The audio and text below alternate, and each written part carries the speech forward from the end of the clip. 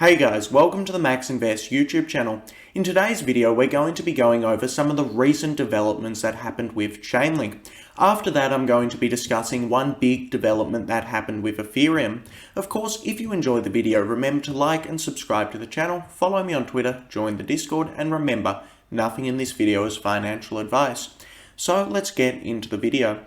Now, the first bit of news that I want to talk about is from the World Economic Forum. Now, I do want to preface this bit of news with the fact that I am a little bit skeptical about the World Economic Forum. Whenever I look at some of the stuff that's coming out of there, it does seem a little bit dystopian, it seems a little bit too well funded, and it is a bit odd. However, it is nonetheless a very, very large organization. It has millions and millions of followers on Twitter, tons of money being pumped into it, and they went to Twitter to start tweeting about Chainlink. This was quite interesting to me, however, I did think it was a little bit odd. Now, this does show that Chainlink is really working with everyone. Sergey Nazarov is covering everywhere, Chainlink Labs is going to everybody, and getting all of these really big institutions on board.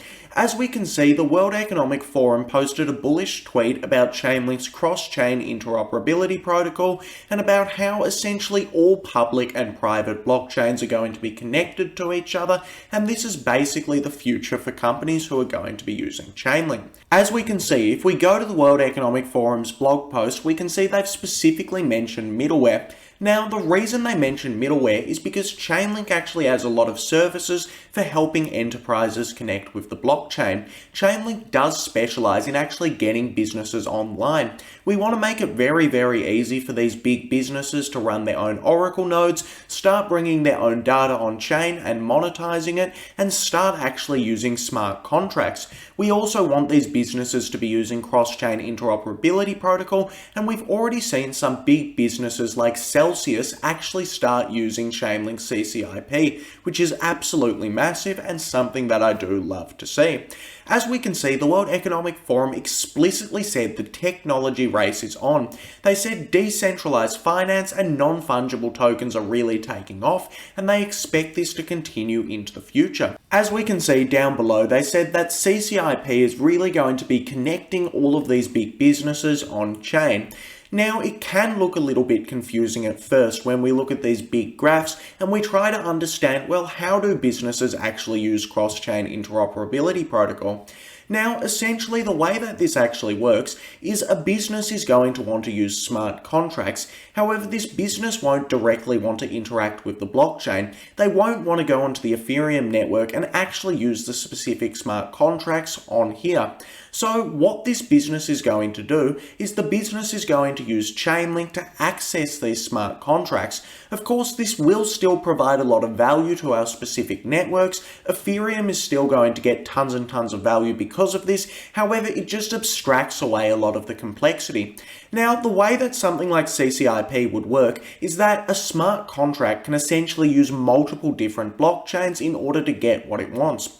A very basic example of this is what Celsius is doing right now. Essentially, what Celsius is doing is they're yield farming for their customers. So Celsius use Chainlink's cross-chain interoperability protocol. This goes off and then picks out all of the best spots to get the best yield from multiple different blockchains. It gets a bit of yield from Avalanche, a bit of yield from Ethereum, a bit of yield from Solana, and then it brings all of this yield back to their users. This is just quite simply how it uses cross-chain interoperability protocol, and this is big. Now, Celsius is a fintech company that is specifically related to crypto. I do believe that we're going to see a lot of big banks start using this, and it is going to add a lot of fundamental value to Chainlink. So, overall, this is my opinion on the World Economic Forum news. I do think it is very, very bullish. It is interesting to see. However, I'd also counterbalance this with the fact that the World Economic Forum is definitely very, very weird. I am quite skeptical on it, and we don't actually need the World Economic Forum to tell us that this is going to happen. This is going to happen regardless of what they say or what they do. So, the next bit of news that I do want to discuss for Chainlink is Chainlink have partnered with zksync. Now, if you don't know what zksync is, essentially zksync is a zero-knowledge rollup on the Ethereum network. Basically, you can use zksync right now to just do some NFT trades. There's not that much on the network, and the reason for this is because it's very difficult to make a generalized zero-knowledge rollup. This will change in the next couple of years, however, it is quite tough now. Of course, zksync is still building out their zero-knowledge rollup, still building out their generalized solutions, and we do know that the only way zksync are going to do this is if they can access Chainlink's data. zksync are going to need a lot of price feeds on their applications, and quite simply, without Chainlink, a lot of applications will not deploy on the layer 2. So we know something like this is going to happen. Every single protocol is going to be using Chainlink eventually, and I just wanted to point this out. So that essentially brings me to the end of the Chainlink news. Now I want to discuss a few recent developments regarding Ethereum. Essentially, Optimism just announced something very big. Optimism is an optimistic rollup on the Ethereum network, and right now Optimism are working on a generalized solution. So they want tons and tons of applications to come to Optimism.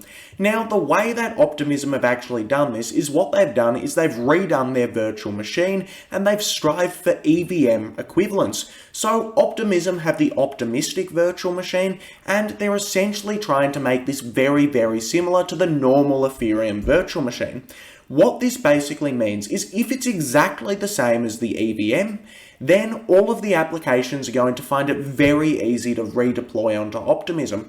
All of these applications will just move straight to Optimism. It'll be very easy to do so, and this is because it's all exactly the same as Ethereum on there. So, I am very bullish on this news. Optimism needs some applications right now to start competing with Arbitrum, and it's great to see Optimism actually doing this massive development. Hopefully they'll get a lot of new applications, and this will be great for the network over the long term.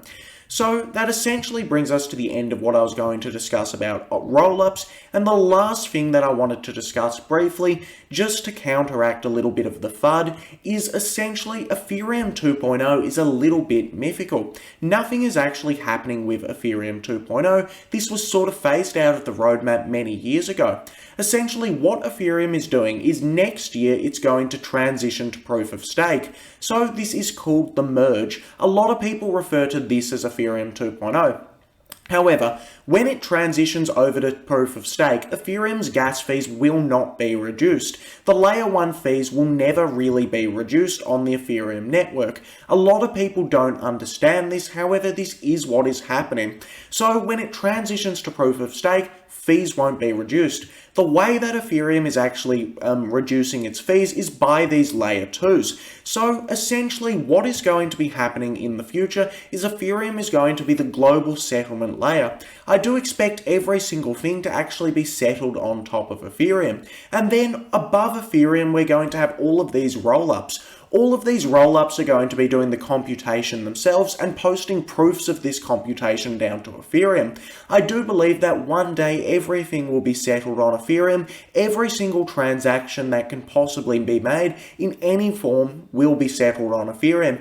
And I do believe that all of these alternative blockchains are going to eventually borrow Ethereum's consensus and become rollups. I see a future where we see Solana, Terra, and all of these cool blockchains go onto the Ethereum network and become rollups, and then we get Ethereum as the global settlement layer, which is essentially why I have most of my money in Ethereum, and this is what I believe its final form is going to be.